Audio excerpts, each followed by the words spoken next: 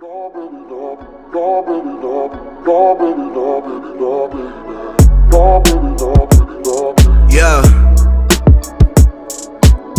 welcome to the Gunny Gumby Show. I can do it all, I will never fall. It's the Renaissance, you know that I got the mother sauce, man. You know I'm the boss, I know what it costs. Have you ever lost? I'm so versatile, yeah, I'm a Renaissance, man. I can do it all, I will never fall. It's the Renaissance, you know that I got the mother sauce, man. You know I'm the boss, I know what it costs. Have you ever lost? I'm so versatile, yeah, I'm a Renaissance, man.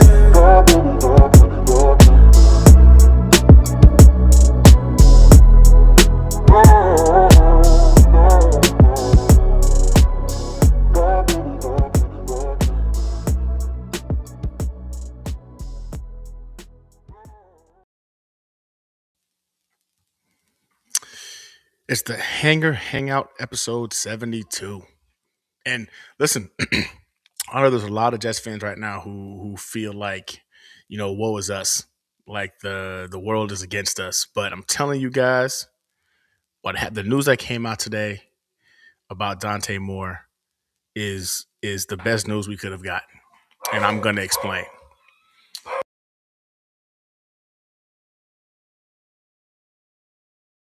Well, before we get into that though, I want to talk to you guys about what I promised, right? So yeah, I get it. So he's gone. Dante Moore is gone. I know it again. I know this is going to sound like I'm coping. I'm not coping. I'm not coping. But ladies and gentlemen, I'm telling you, man, that's the best thing that could have happened to us because, you know what? We're going to talk about it. But let's just first get into this. I want to first say thank you all. I appreciate you all. It's been a tough 2025, man. Tough 2025 for us, man, in terms of being Jets fans. But y'all have made it a great year to hang out as Jets fans at the Hangout. So I appreciate you guys. And as I stated last week, I wanted to go ahead and do a giveaway. I wasn't properly prepared. I was going through this whole fasting thing, man, and I was a little bit, I was out of it. I'm good. I'm good now, and I wanted to go ahead and, of course, go over this giveaway for the night. So, for the night's giveaway, I mean, it's kind of simple, man. So as promised, we're gonna do it. I want to thank you guys all for rocking with me again. We're only about I think 11 more subscribers from getting to 1,900. That would put us at freaking 100 subscribers away from that magical 2,000 that I've been chasing for the last couple of years. And then we're gonna be doing a autographed Joe Namath jersey giveaway when that time comes. I've already decided that I'm going to have said giveaway in a frame when I ship it to you, because this one's going to be a big one, right? The big 2,000. But for tonight, we're doing a giveaway. It's a good one. It's a good one. Again, it's my way of saying thank you to you guys for all the support, man. I really appreciate y'all. And the rules are simple. So to my fire team members, appreciate you guys, man. Love you guys. Y'all been rocking with me month in and month out. Sometimes I'm putting out great content week in and week out. Sometimes the whole family thing takes a hold of me and I can't actually get in front of the camera. Man, you guys are the real MVPs. Y'all have continued to support the channel, and I appreciate you guys for that. And I'm going to break it down for you guys. So obviously, if you're on fire team, on my fire team, Gunny's fire team, you're automatically entered into any giveaway on this show whenever we have one. And for my Fire Team Alpha members tonight, you're going to get 3 entries into tonight's giveaway. My Fire Team Bravo members, you're going to be getting 2 entries into tonight's giveaway. And my Fire Team Charlie members, you get 1 entry automatically for your support. Me saying thank you, man, for supporting the channel, man. I appreciate you guys. Now, to Fire Team Miguel Padilla, listen. So Miguel last week gave out I think it was 5, if I'm not mistaken. 5 freaking channel memberships. I wanted to go ahead and say a special thank you, man, because several individuals who are in the entry are entered tonight for the giveaway. Compliments of Miguel's gifting them memberships last week.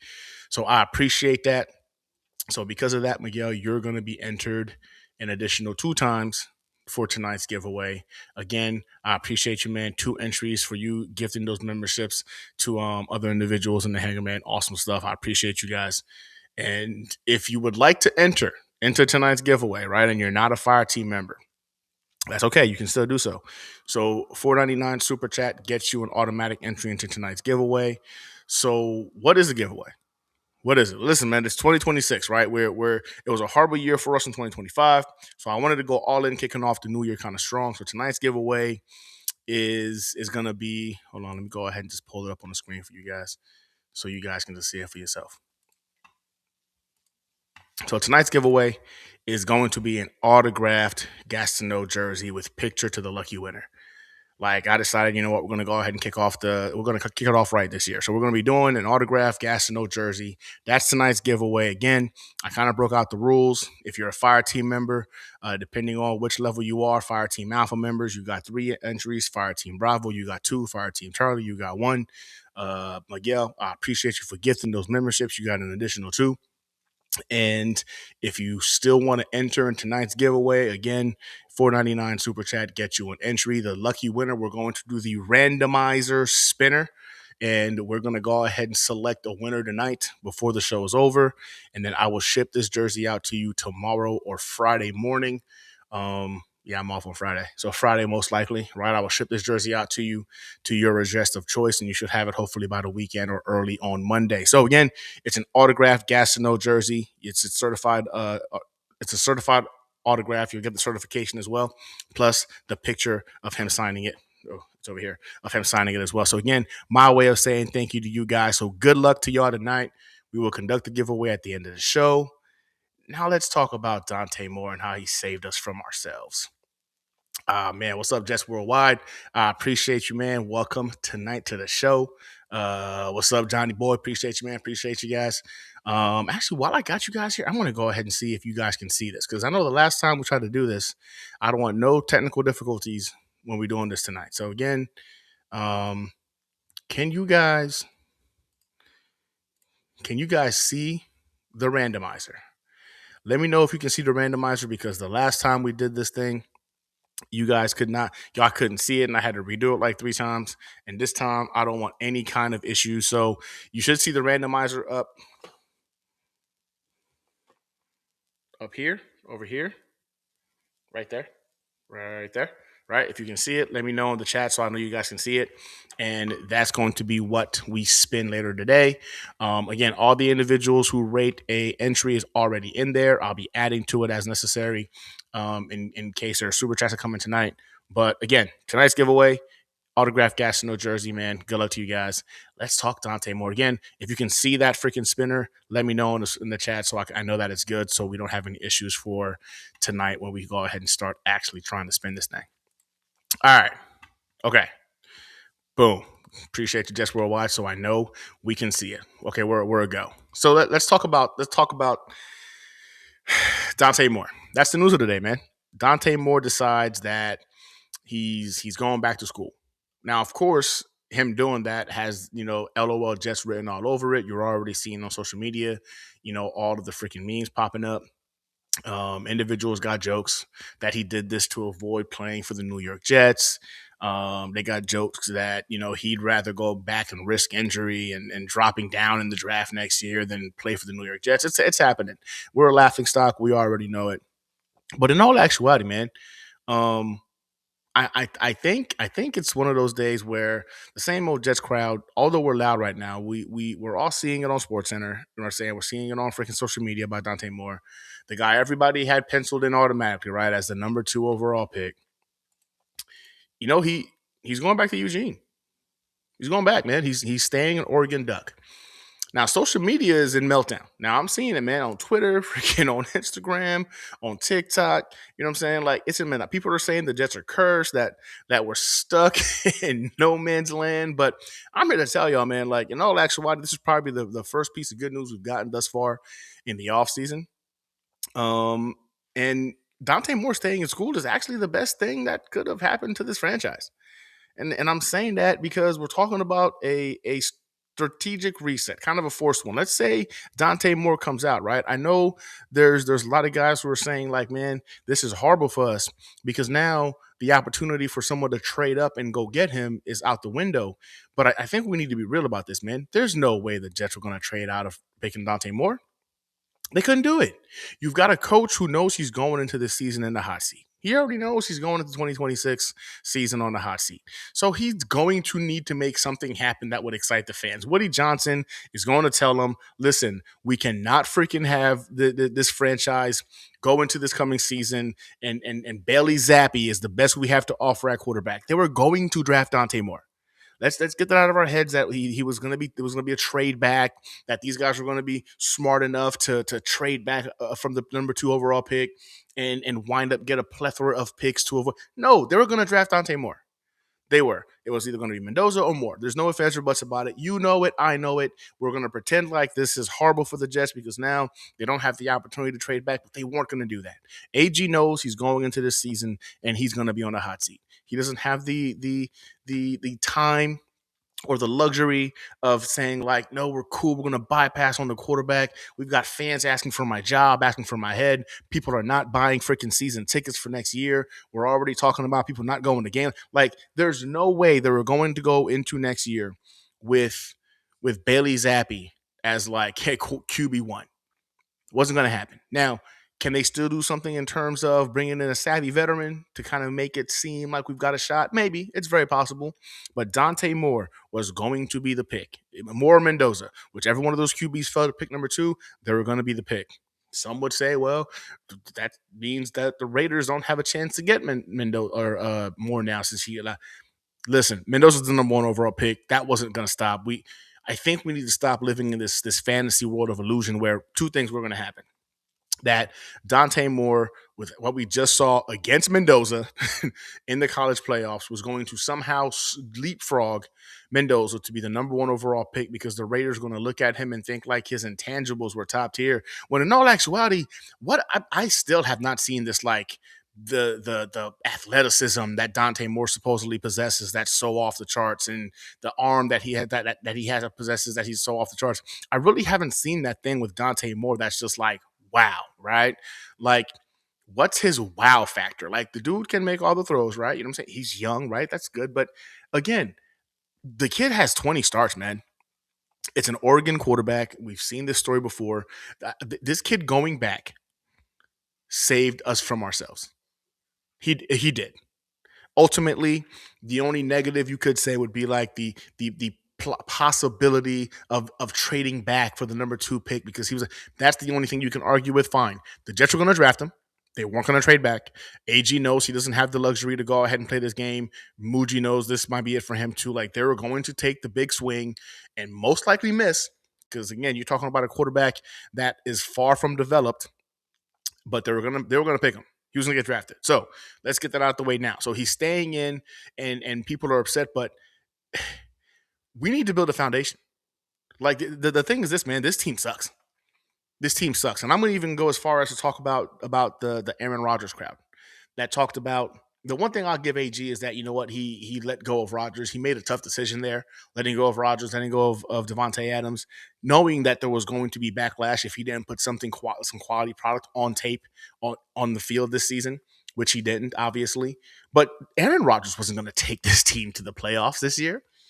Aaron Rodgers went to the Steelers and did the same thing the Steelers do every year. He was there. He was at the quarterback position. He didn't add to it. He didn't take away from it. They went to the playoffs like they do every freaking year. They're one and done in the playoffs like they are every freaking year. Aaron Rodgers was not going to take the New York Jets to the playoffs the same way the Steelers took him to the playoffs. We don't have the organization. We don't have the roster. That's just what it is. So you're talking about needing to really look at this team and kind of tear it down and start from scratch. Like, we have talent on our offensive line. We've got a wide receiver 1.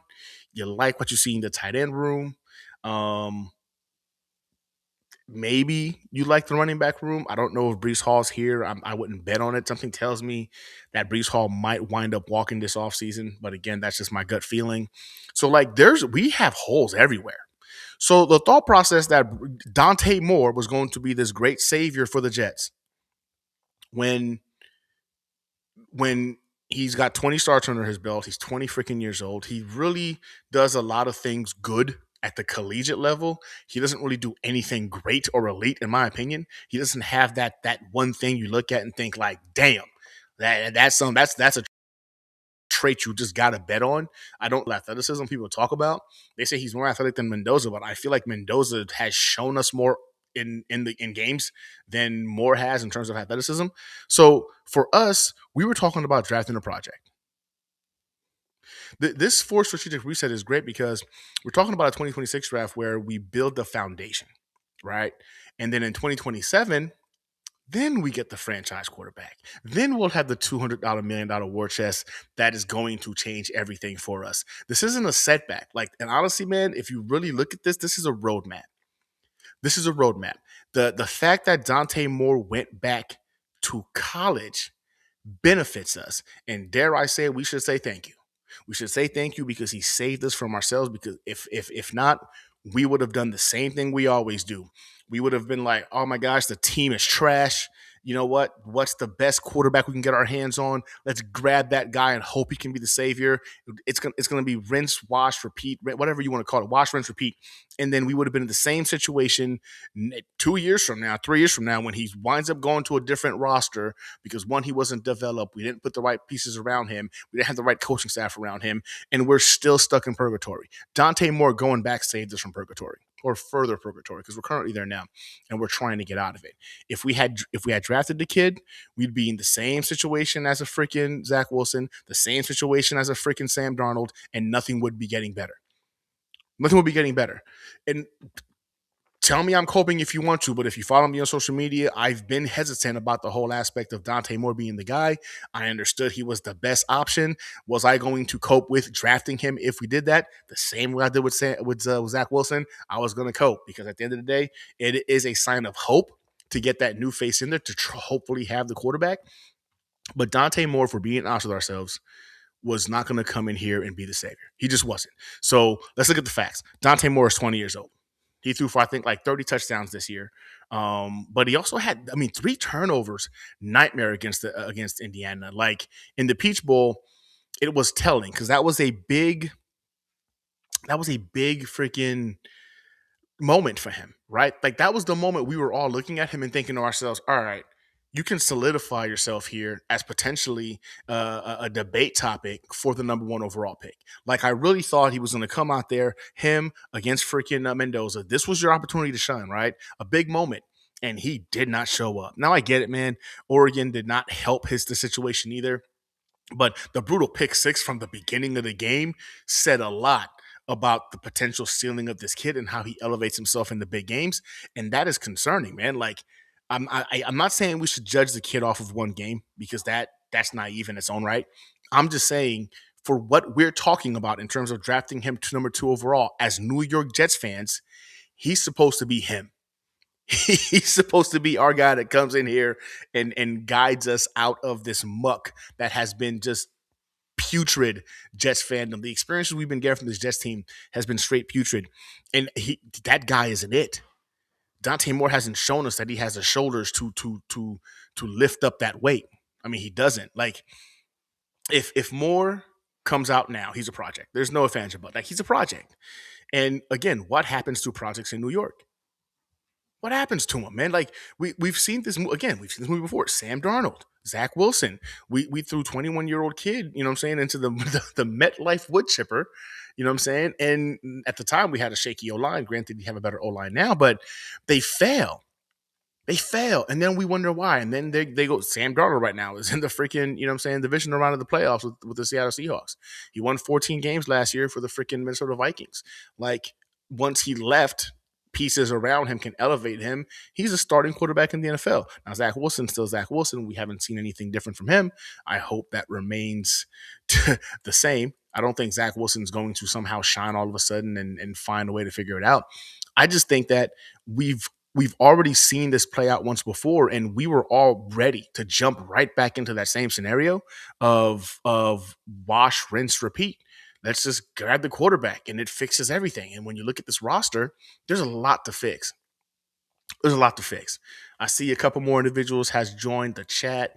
What's up, C1? Pick a QB in round 2. I think that's a good idea. I really do. I think you look at around two, you take a swing at somebody there. I'm gonna say it, man. I'm still a fan of Drew Aller. I would like to see Drew Aller on this Jets team. Big guy, big strong arm, right? The dude was a first round talent last year. All of a sudden, he falls off the face of the earth because of the injury, which oddly enough might happen to Dante Moore. And then the kid from Nebraska went to I think Rayola went to Oregon as well. It just be crazy to me if he doesn't even get to start this year. I will say this: Dante Moore is taking a huge gamble on going back, and I don't think he's going back because he's afraid of playing for the New York Jets. Let's be honest. If you want to be the first overall pick in the draft, you're doing it because you know you're going to the worst team in football. That's the reality of it. You don't the Chiefs aren't picking number one overall. You don't get to go to the Chiefs if you want to be the number one overall pick, right? That's just not how it works. Like the worst team in football gets the number one pick. So these guys work their entire lives to hear their name called on draft night, to hear their name called as the number one overall pick. It's legitimately a goal for them. And I don't think Dante Moore will ever hear the number one pick be his name. I think next year he's going into the draft, and that's if, again, he doesn't have a Drew Aller type season. And again, knock on wood, I wish the kid the best, but there's a lot better talent coming out next year in the quarterback position. And he went back to school this year when he was going to be a guaranteed top five pick. Guaranteed top five pick, right? Top two, again, I really believe just going to take him, so we'll just be honest, top two pick. And he goes back and he's going to gamble. And I wish the kid the best of luck, but he does that because I believe he feels like he can get better or he had unfinished business. I think the Jets aspect, a lot of people are making fun of us, cool. But a lot of these kids, a lot of these young men, they go there thinking like they're him. Like they're those guys, right? They want to come out and be the reason a franchise turns around. And people talk about coming to the Jets would be a nightmare. All you got to do is make it to the playoffs in New York. Like you make it to the playoffs with us, and we'll probably make a statue for you. Like the bar isn't very high to come to New York right now and go ahead and have a successful career as a quarterback because we'll make a statue out of it. We'll build a statue for you if you get us to the playoffs. Right, you get us a couple of AFC East freaking champion, man. You might get freaking your people will name their kids after you. Like you win in New York, like you literally, you're a king. You're a king. You're not asking for much. So every time I hear that, I'm sitting there like, these are a bunch of the beta individuals who just don't understand the concept of these young men. They don't think like the average Joe, right? The average freaking person talking, behind a sports center desk or a media. These beta dudes that are just talking to talk, they don't think like y'all. These guys think they're the answer.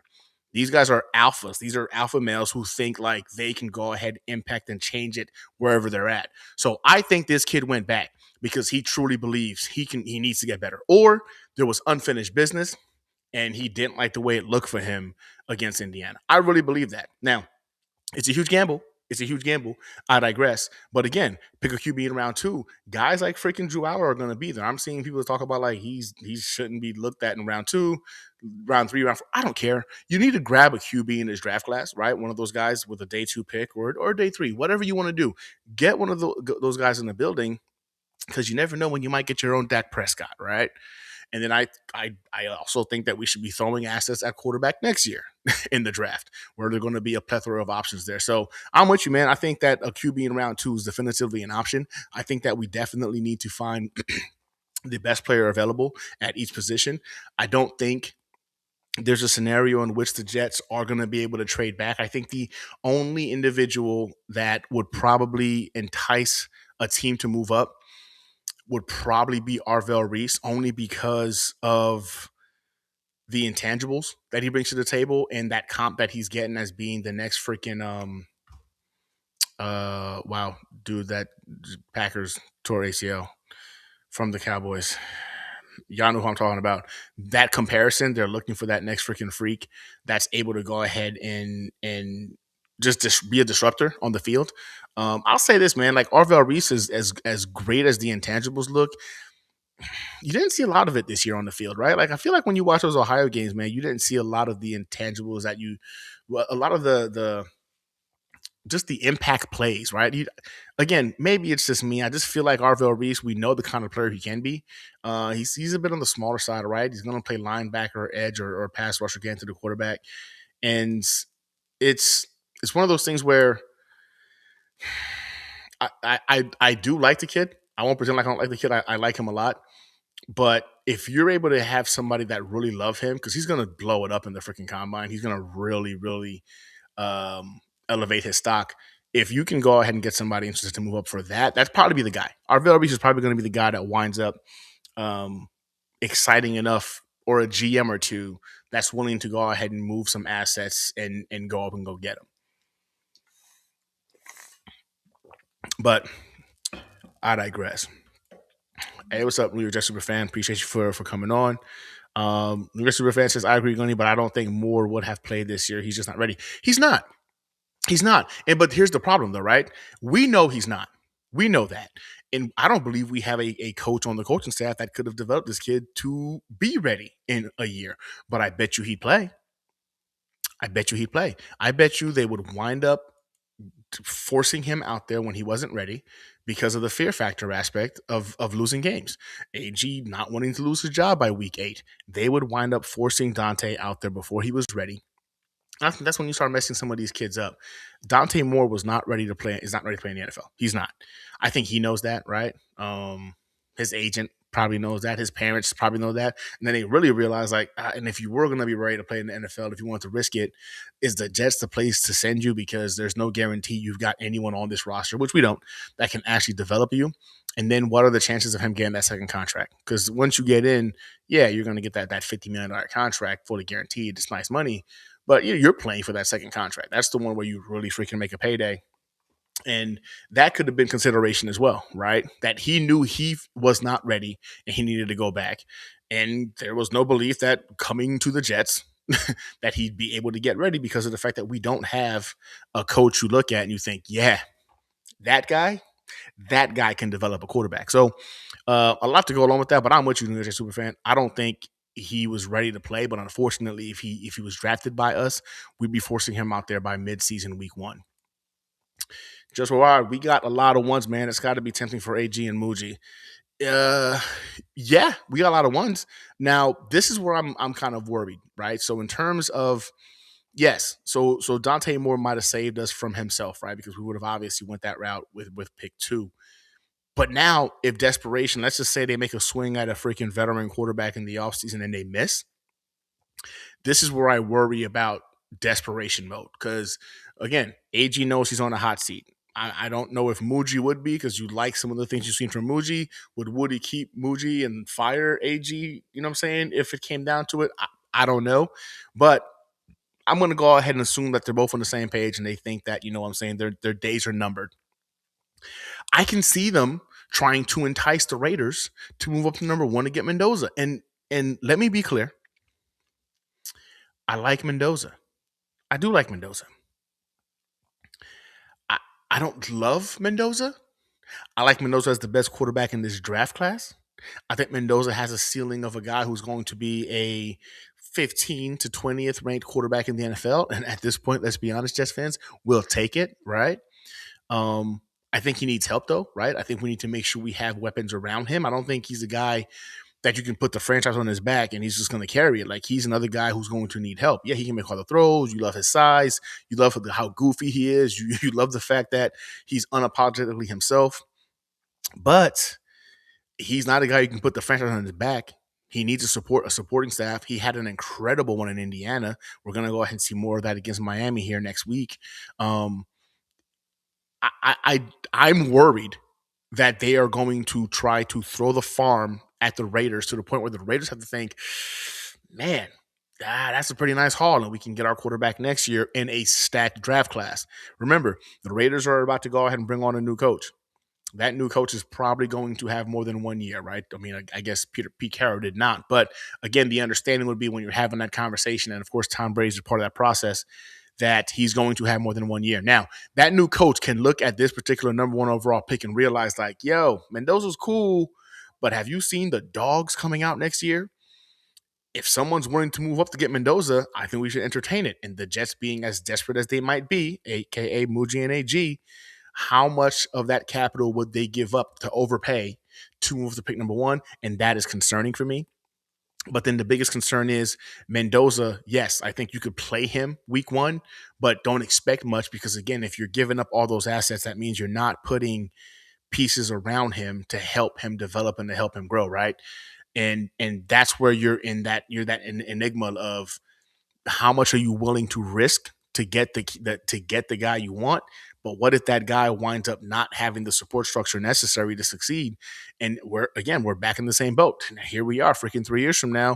The coaching staff is fired. We're going on coach number 3 or whatever it might be. And then now we're talking about, trading freaking Mendoza, or he's just gonna do his one contract and he's done. And those are the questions you got to ask yourself. We don't have the supporting structure. We just don't. Um, I really feel like more staying at Oregon is a blessing because it saves the Jets from ourselves. Like, it prevents us from panic picking. Um, but then I'm worried that because that's no longer an option, are they going to try and throw the farm at the Raiders to try and entice them? Depending on who that new coach might be, they might realize they've got wiggle room to go ahead and take an L on the coming season and have a war chest of picks, go get one of those legitimate franchise type of quarterback options, and that's concerning, man. So I'm really hoping we don't make that mistake. Paul says, I like the idea of ignoring positional value and just getting players, and regardless, me, that's Styles in Boston. I love Styles. I absolutely love Styles, man. Like, when you're watching Ohio, right, and you're looking at Arvell Reese, you're looking at freaking a Cardell Tate, you know what I'm saying? You're looking at but he he pops.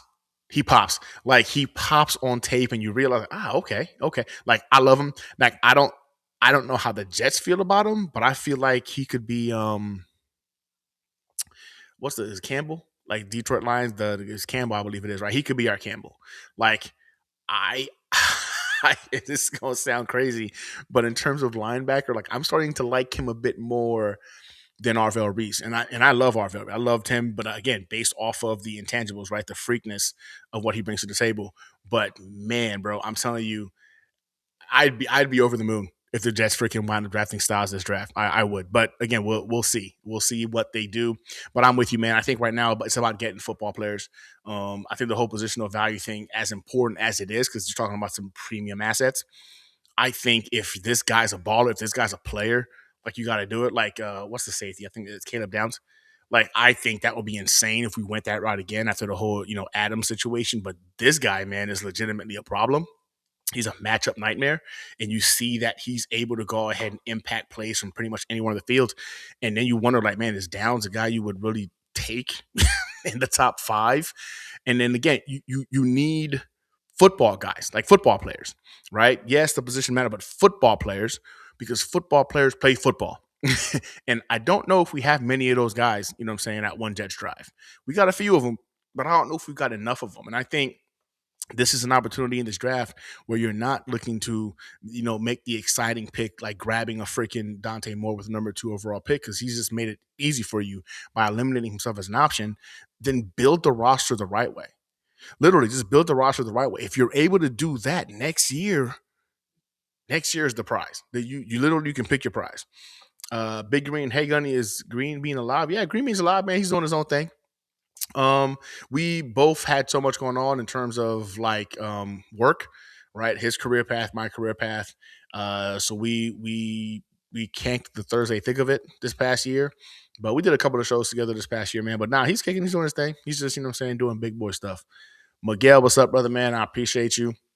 You missed it earlier on today, man. I wanted to say thank you again for the gifted memberships for tonight's giveaway. You have been entered 3 times for the giveaway. So again, big shout out to you, man. 2 additional entries for you on the giveaway as a thank you, man, for the support and for gifting individuals in the hangar those awesome memberships, brother. I appreciate you, man. Welcome to the show. Sharp Instincts says Woody J7 is 78 and very important. Wouldn't be surprised if he now trades all our future number 1s for Mendoza. Raiders have Tom Brady, man. 100%. It's scary. And this is what I was just saying. It's scary because desperation, they're going to reek of desperation. And I think they can get got by the Raiders because of it. All those assets are very enticing, and I think you can literally get Mendoza if you want to, but the price you'd pay for Mendoza would force you to make the rebuild move significantly slower. And as you put it, and rebuild at our expense. Like we would miss out on our rebuild, and the Raiders would freaking rebuild. Could you imagine? Could you imagine Tom Brady screwing us again? Like this guy screwed us for freaking what? God, how long he was with the 20 years? I don't even know if it was that long, but he screwed us for every year he was here. And then he goes and he's the part owner of the Raiders, and then he winds up screwing us in the draft, which winds up expediting their rebuild. And then we're still in purgatory, and they move like it's a nightmare script already being written in my head, and I don't want it. So you gotta hope that AG and Muji understand that they do need a shot at rebuilding for next season where they can legitimately secure their jobs if they make it through a whole year. My hope is that they believe that they have a chance to survive another year. So that way they don't throw away the assets for next season. So they know they have it to really solidify the rebuild. I'm hoping that somehow, some way that's been conveyed to them that they're safe even for next year. Although I believe AG will probably be gone by week 8 of next year.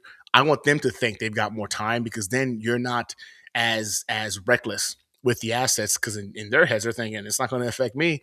I won't be here next year if I don't freaking win now. So if they think that they're going to be here and they understand those assets can be what pushes the rebuild over the finish line, I want them to believe that.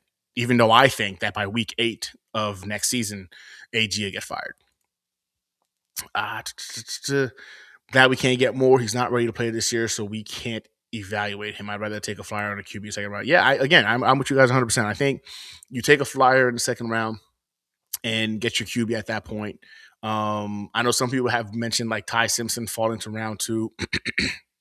I don't think he will because now he's arguably the second best quarterback in this draft class just based off of playing football in college, right? Ty Simpson playing for Alabama. He has a lot of freaking a tape on him. So I think he goes late first round. I don't think he's a first round talent either. I think he should also go back to school. But again, I digress. I don't know if he's there in round 2. Like if Ty Simpson there's no way we're going Simpson at pick 2. No, we don't have to worry about that. Ty Simpson is not going to go pick 2.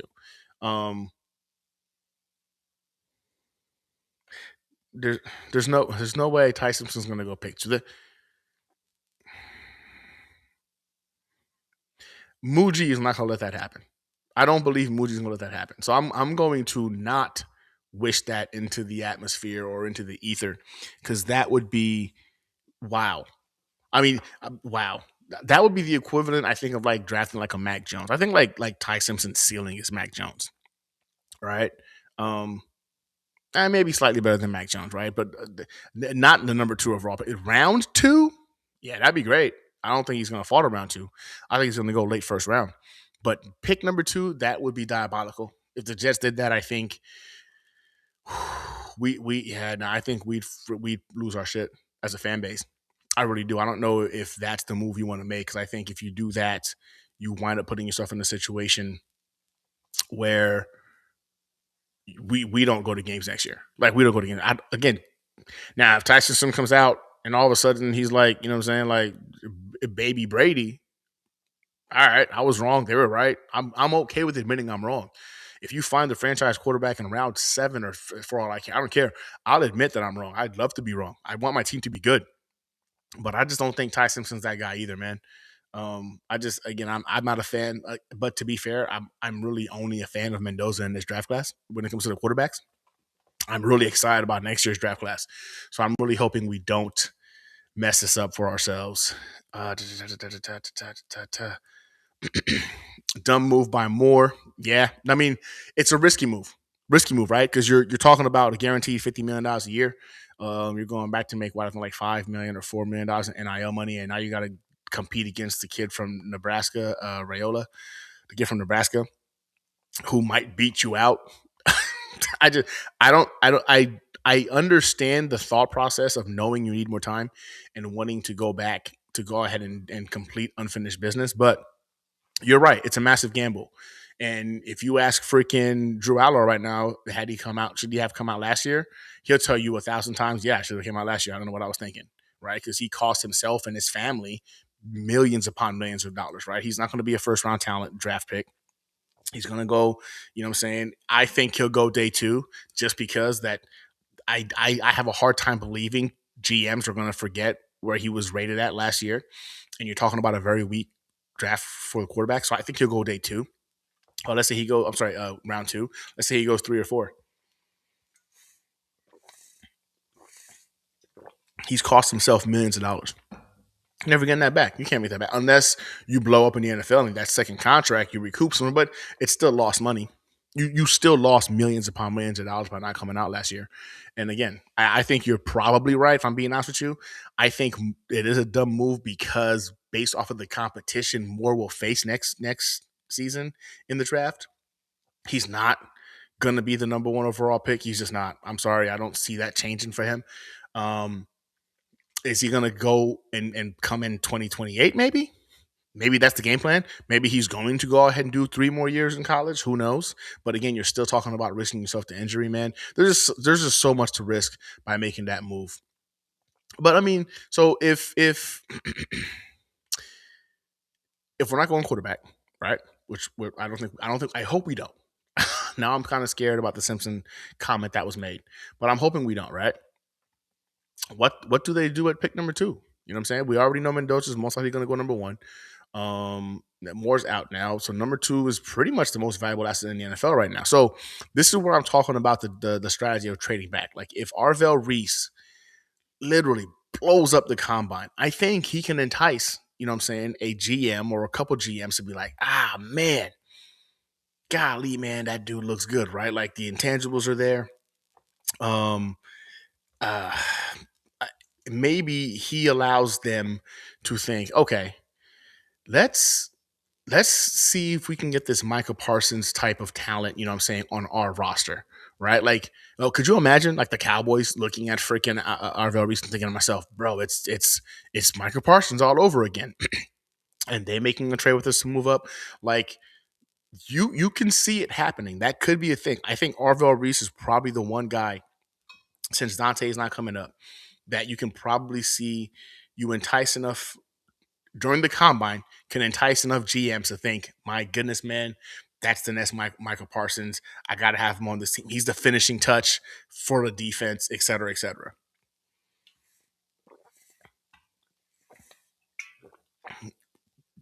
But for me, let's just say, okay, no, you nobody wants to trade back with you, which is very possible, which is most likely going to be the scenario. You go with football players. Football players, look, man, your team needs them. Your team needs them.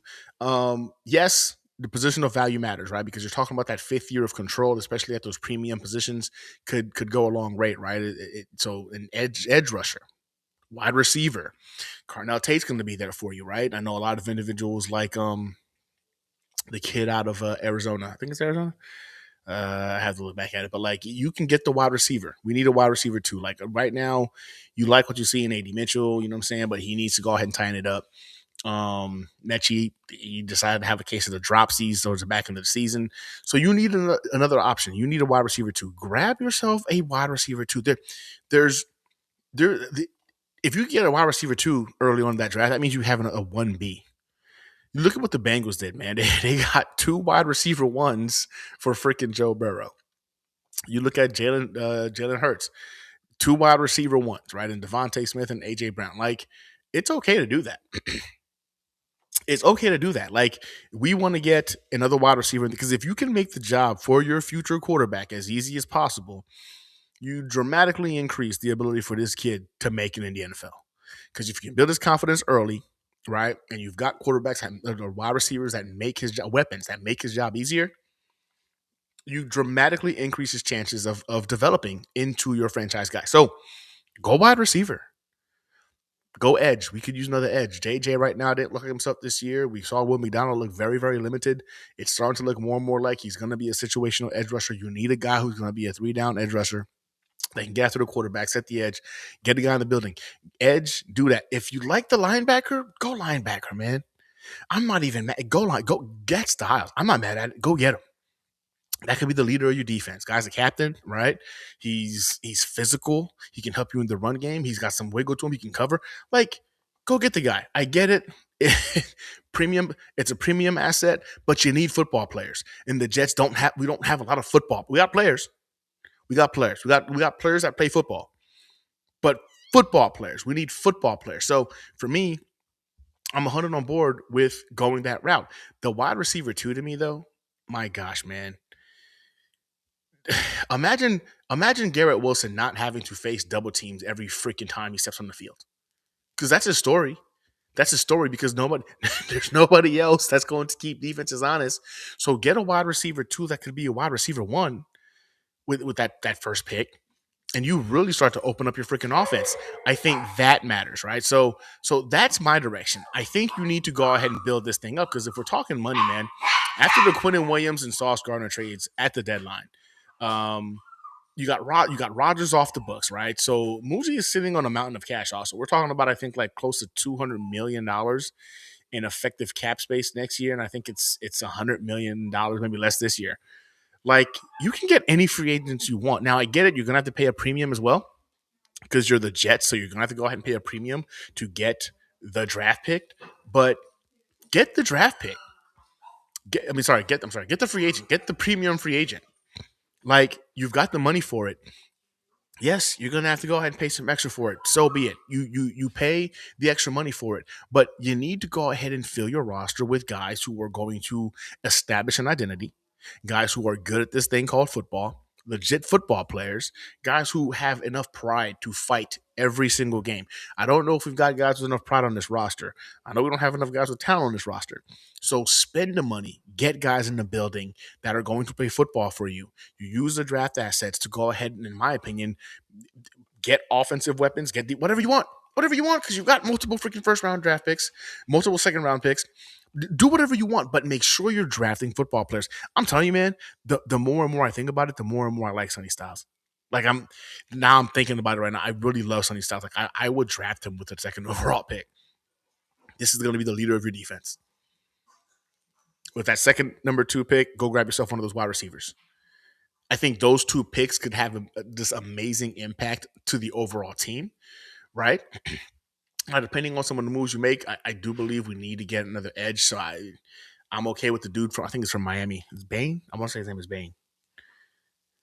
That dude looks violent. I like him. He looks violent. Um, but you need to get football players, man. Like I don't know. I really don't know how else to kind of break this down, man. I think we need to kind of get away from like the splash signings we were so accustomed to just for the sake of like headlines. Like we need glue guys, right? Right? Glue guys. Now, the QB situation is crazy, right? We're going to need a bridge guy, a veteran guy who can at least lead a huddle. Maybe a bridge vet like Mariota. We've heard about that. I've heard Jimmy G, man. I'm not really big on that. If Kirk Cousins can get away, my ideal situation would be if we can go ahead and get uh hold on, I'm having a brain fart right now. We can get where's he's at freaking Uh, Jameis Winston. Why am I having one of those days? Jameis Winston. That's my ideal situation. If we can get Jameis Winston to be our quarterback for next year, we might not win a bunch of games, but man, we'll enjoy watching them. Jameis Winston's going to at least make it fun. I feel like these are the kind of moves you look at establishing right now because once once you start getting glue guys in the building, that's how you can really start shifting the culture. Because let's be honest, man, the culture is dog shit. It's a dog shit culture. You need to go ahead and get individuals in there who are going to breathe life into this organization. And yeah, man, get me Jameis Winston, man. And then whatever young guy you get, whether the second rounder or the third rounder, whoever it is, whoever you bring in there, you have him sit a little bit. Maybe he can develop into your quarterback too. Maybe he surprises you and he makes you think you might have a QB1 on your hands. I don't care. You still draft your quarterback next year in the draft. I really believe that Colts or Cowboys pick is going to be a top five pick next year, to include probably ours, if we're being honest. So you're going to have at least two top 10 picks if you wanted to move to number one overall. I think will be the ultimate story next year. I don't know if we're bad enough to be number one. One could only hope because we're going to suck next year. I'm prepared for that, but we want to see effort, right? I want to see a Jets team that looks a lot like the Lions team before they went on their run. People talk about like, oh man, don't forget like the Dan Campbell was like 0 and 30. They were 0 and whatever the hell, 0 and 16. They whatever they were under. But them boys played every game. They showed up every single day. Like you could see the effort, you could see the hunger. It was easier to believe in what they were going to be because they showed you week in and week out they were in a dogfight. Them boys were willing to go all out for their coach, for their team, for their pride, for their name. They were willing to go all out. We didn't see that with the Jets this year. So it's not the same thing, not even remotely close as being the same thing. I know AG keeps talking about my friend fucking Parcells or my friend freaking Dan Campbell. I don't care how many awesome coaches you know, dog. You have not proven to us you're that guy. Losing the locker room for me was kind of a tough one. That was a tough one to watch that happen. I didn't think that was going to be an issue for him. I didn't think that was going to be something that we had to worry about, but it was. He lost the freaking locker room, and the fact that he pretends like he didn't, I think, is another thing that really agitated us. Talking about like, oh well, them boys tried their hardest. They went. No, they didn't. No, they didn't. I get it. You were freaking talent deprived, but I want to see the kind of fight next year when we suck. And I'm telling y'all this, Jets fans, it's gonna be a rough year. So this is a rebuild. We're in a full rebuild. It's going to take a couple of years. Next year's gonna suck, but if you're seeing fight, if you're seeing individuals who are putting in the effort, like I think that to us goes a long way to mitigate any kind of frustration at the losses because losing it happens. It happens. That's a part of the game. That's a part of the game. You lose games. But my goodness, man, can we at least put in effort? Can we put in some kind of effort? Can we at least put on a product that we can look at as a fan base and think to ourselves, okay, there's a brighter tomorrow. There's legitimately a brighter tomorrow. And it's just a matter of time before we see it come together. We saw that with the Lions when they were going through it. We did. We didn't see that with AG while we're going through it. So that's why whenever I hear the Lions comparison, it agitates me because are we watching the same games? Do y'all remember those guys? How they fought, that they clawed like two things? They didn't care. They were putting everything on the line for their team, for their name. Pride was a factor for that Lions team.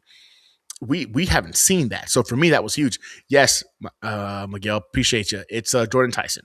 So like Jordan Tyson is like the number one, I guess, wide receiver for the majority of individuals. I love Carnell Tate. I think he'd complement Garrett Wilson very well. If I'm being honest with you, man, Ohio has totally gotten already bought in regards to what they do with their wide receiver room. And I know that guy's skill set is going to translate to the NFL seamlessly.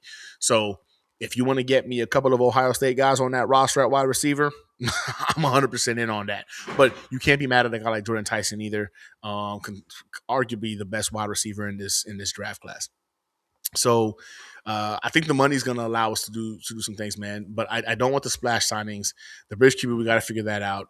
We do need to go ahead and add to the offensive line. I think center is going to be key.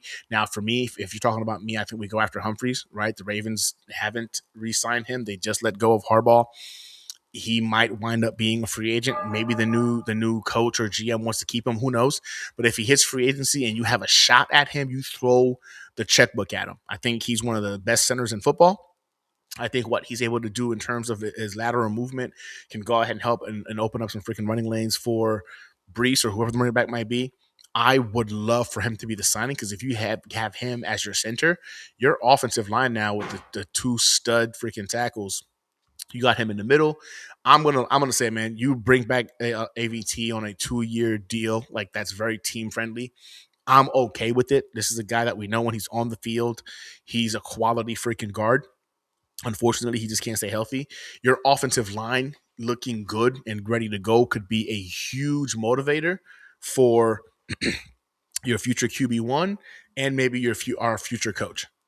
Because if AG gets fired, that coach is going to look at the New York Jets and wonder to himself how much he needs to do to get this team ready.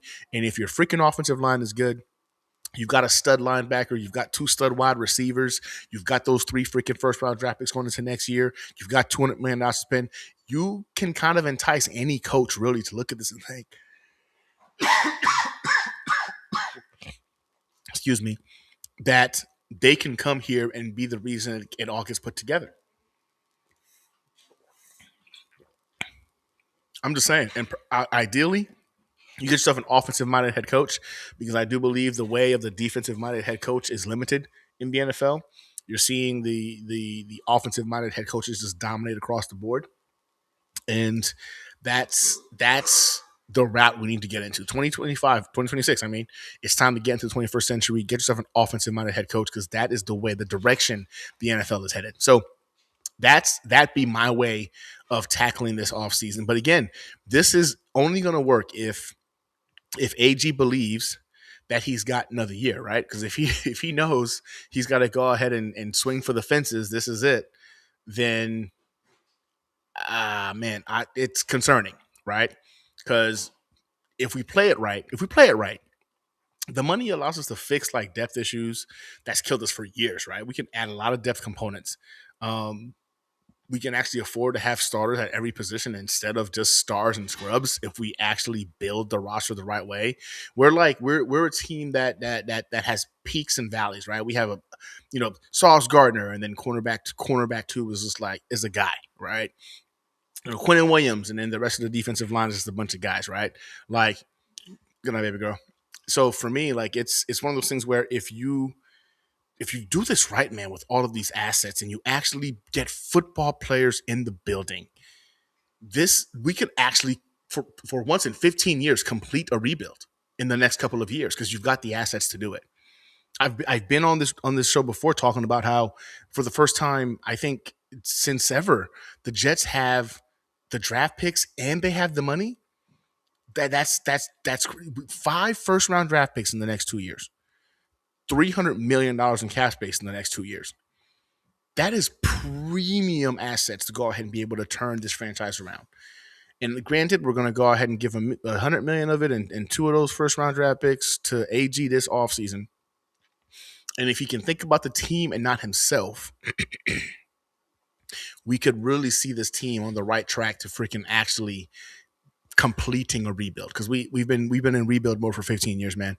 And for once, I would like for us to actually finalize it, put the stamp of approval on it, and finish the rebuild. Now, the final piece of this puzzle is going to be Aaron Glenn, right? Like, is he back for 2028? I'm going to gamble and say he's not back in 2028. I don't think AG is going to do enough to where it would warrant him having another year and finish off the remainder of this war chest of assets that we currently have. I think AG might have legitimately 8 games next season before he's either out of here or they've established whether or not he's going to be a guy that's worth finishing off at the very least the remainder of the season. I don't know if he's the coach in 2028. And listen, man, a 3-14 season means that his seat has to be burning. Yeah, it has to be burning. I know Woody's saying all the right things, but there's no way Woody looks at this season and sees anything as it being a success, because it wasn't a success. So Glenn was supposed to come in here and be the culture setter, and well, he wasn't that. He didn't keep the locker room together. The guys quit on him. I don't know. The cherry on top for me would be who replaces Glenn in the 2027 offseason. But again, I digress. I feel like I'm saying that now. It's very early. Let's see how this whole thing goes on. Again, if he's thinking about building this thing the right way, he's going to make enough right choices, in my opinion, that we're set up for a legitimate, competent coach to come in here next year when he's fired midseason and surprise Woody was like, I'm not doing this again. And they look and they say, okay, the pieces are there. I can go ahead and work with this. So I think if we do this right, man, 2027, the Jets will probably be the number 1 opening in sports. Like I do. I think if we do this right, you'll have a top 5 O-line. You should have a top 15 defense if you're worth your skill set and salt, right? Because again, AG was hired as a defensive-minded head coach. You might have a top 15 defense that needs a little bit of tweaking here and there, plus $200 million in cap space, and the chance to draft your choice of the better prospects coming out. I mean, prospects better than Mendoza or Moore coming out of this draft next year. So I think we go out and get the next offensive mastermind. I really do. Ideally, Clint Kubiak. I'm hoping he doesn't get a job this cycle and he's available for just one more year as an OC. And next year is the year where he actually comes out and we can present him the Jets roster on a silver platter and say, thank you, come fix this. Clint Kubiak would be my ideal pick for our next head coach. But that's the kind of conversation that puts the league on notice, right? When if we do it right by this offseason, and then going into next year, we get the coach, and he has that assets to kind of finish it off. The Jets, for the first time in 15 years, can legitimately complete a rebuild. Finally, we could finally complete a rebuild. Now, whether this happens or not, I don't know. I don't know. This is just what I think us Jets fans are hoping for, are wishing for, but ultimately we're going to be in the passenger seat going along for this ride as the Jets continue to do what the Jets do. And I think Woody being a big issue for the fan base and for this organization, you always have to prepare yourself for the worst case scenario. But nevertheless, I digress. There's a way that this thing turns around and we actually utilize this next 2 years worth of assets to entice not just the next head coach, but potentially completing a full rebuild. So I appreciate y'all for chopping it up with your boy. It's 9 o'clock. So like I said before we got off, we were gonna go ahead and do our giveaway. Tonight's giveaway is going to be an autographed Gastineau jersey. Again, I want to say thank you to you guys for your support. I appreciate the love, man. I appreciate just how much y'all have been in my corner, supporting the channel, man, supporting me. Specifically, my fire team members. Shout out to y'all. I know I haven't put out as much content as I would like to over the last several months. Y'all have stayed my ride or dies, man, and I appreciate that. So tonight we're doing a Gastineau giveaway, the first giveaway of the 2026 season for the channel. As we do every freaking year, we do a couple of giveaways minimum throughout the season. So tonight's giveaway is going to be pretty much all fire team members. So there was no super chats this evening. So pretty much in the beginning of the show, I talked about the individuals who were going to get entries for the giveaway. So pretty much fire team members, man, it's on y'all. It seems like we had no super chats this evening. I'm making sure I didn't miss anything. So there's no new entries in tonight's giveaway. So we're done. So don't bother doing super chat now. I appreciate you guys for chopping it up. Talking football with me, man, and then just hanging out at the hangar, man. Appreciate you guys. So tonight's giveaway, it's a fire team members only giveaway. So in terms of the rules, I stated the rules earlier today. So I will go ahead and repeat them once again. As a thank you for y'all support, the rules are simple. Fire team members, if you're on Fire Team Alpha, you're going to get 3 entries. If you're on Fire Team Bravo, you're going to get 2 entries. And if you're Fire Team Charlie, you get 1 entry. And this is just a way of saying thank you for your support. We have 20 Fire Team members currently on the channel. So there's a lot of names in here right now. I want to give a special shout out to Miguel Padilla for being the membership giver over the last couple of streams. Miguel has dished out over, I think it was 5 channel memberships last week, gifted them on the show. So appreciate you, Miguel. You get an extra 2 entries for your support of the channel, brother. I appreciate you guys. And without further ado, let's go ahead and do this thing. So once this, we're going to do the randomizer. Once the randomizer picks the winner, I'm going to go ahead and spin it again. So we have 2 individual names. So if the first person does not reply, I have the opportunity to at least get it to the second person. So without further ado, let's go ahead and swap this out. Excuse me. Replace screen sharing. We're going to do the wheel of names. Now, the last couple of times we've done this, you guys couldn't see it, but I wanted to make sure I did this beforehand. I tested it earlier on. I got the thumbs up that it was able to be seen. So individuals who have been entered in tonight's giveaway, we've got Hayden HL Scout, you've got 2 entries. D Van G, you've got 2 entries. X The Guilt, you've got 2 entries. Jets Worldwide, you've got 2 entries.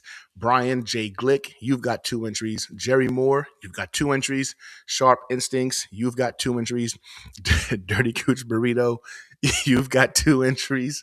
Infrared Jets, you've got 2 entries. Danger Zone, you've got 2 entries. Charles Gorman, you've got 2 entries. Miguel Padilla, you've got 3 entries. The Nick Shine Show, you've got 2 entries. Nate Jets, you've got an entry. Stack 87, you've got an entry. Dark Soldier, you've got an entry. Knobcraft, you've got an entry. E Boogie, you've got 2 entries. And Vero Beach, New York Jets, my longest and first fire team member, you've got 3 entries, my boy. And with that being said, let's get this out the way. So it's all wheels. So as you can see it, if you can you guys see it on the screen? Let me get a thumbs up, or if somebody says they can see it, because I don't want to go ahead and kick it off and you guys can't actually see it. Again, I appreciate you all, man, for the love. I appreciate you guys for the support. The winner of tonight's giveaway is going to be getting an autographed Gastineau jersey with certification and the picture of Will of Gastineau signing said jersey. So I appreciate y'all. And one more again, can I get a thumbs up that we can see the spinner before I click to spin? Any moment now, someone's going to tell me they see it.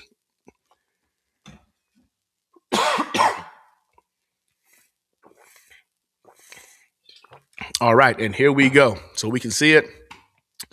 Boom. I got thumbs up. Spinner is there. And here we go. And we're spinning. Tonight's winner for the Gastineau autographed jersey giveaway is Charles 5188. Now, oddly enough, this is one of the gifted memberships from Miguel from last week. Charles, I didn't see you in the chat. I don't know if you are here. So I am going to do one more spin. So that way we have a backup winner in case I don't hear back from Charles. So again, Charles Gorman 5188, you are the winner of tonight's giveaway. If you are in the chat, definitely reach out to me via. I'm on Instagram. I'm on TikTok. I'm on Twitter or X. So if you were to go ahead and shoot me a message or a DM, so we can talk about your address and getting it to you, or leave me a comment in the comments so I can reach out to you directly so we can go ahead and get this jersey out to you. But again, Charles Gorman 5188. This is a gifted membership from Miguel Padilla. So again, if Charles does not respond in time, our backup winner will be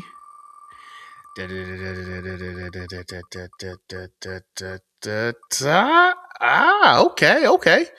Backup winner will be Infrared Jets. So, Infrared, you're on standby as the winner for the jersey. I know I've seen you in here. I've been seeing you the whole time. Look at you with the jokes too.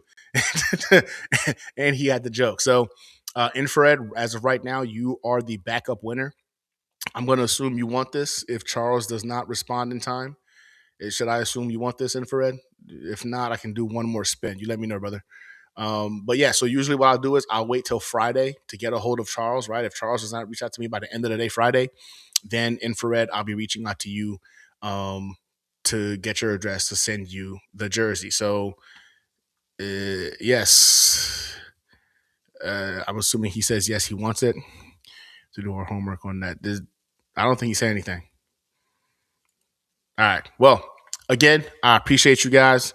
Infrared, you were on standby until Friday end of day. Charles Groman, again, you were the selected winner of today's giveaway, and that giveaway being an autographed Gastineau jersey. So again, thank you to you guys, man, for chopping it up with me. This is the Hangar Hangout. I appreciate you guys. Hell yeah.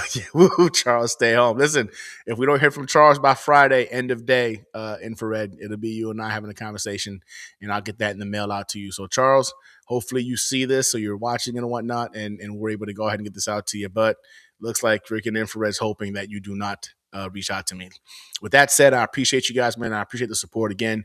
My way of saying thank you to y'all. We're almost there, man. We're almost to 2,000 subscribers. I think we were at 1,890 something before the show started. And we are going to be giving away a Joe Namath autographed jersey once we get to 2,000 subscribers. And that one will be not only just the jersey, I will also be including a frame for that to have it shipped out to you, ready to hang up wherever you want to hang up in your house. So let's go ahead and share this. Don't forget to like and subscribe and share this with your friends, man, so they know where the channel is at, man. We had a good one today. I appreciate the turnout. Y'all have a wonderful evening. As always, go Jets, and hopefully, man, the suffering will end sooner than later. I mean, it's got to end at some point, right? Man, one can only hope. Y'all have a good night. I can do it all, I will never fall. It's the Renaissance, you know that I got the mother sauce, man. You know I'm the boss, I know what it costs. Have you at a loss? I'm so versatile, yeah, I'm a Renaissance, man. I can do it all, I will never fall. It's the Renaissance, you know that I got the mother sauce, man. You know I'm the boss, I know what it costs. Have you at a loss? I'm so versatile, yeah, I'm a Renaissance, man.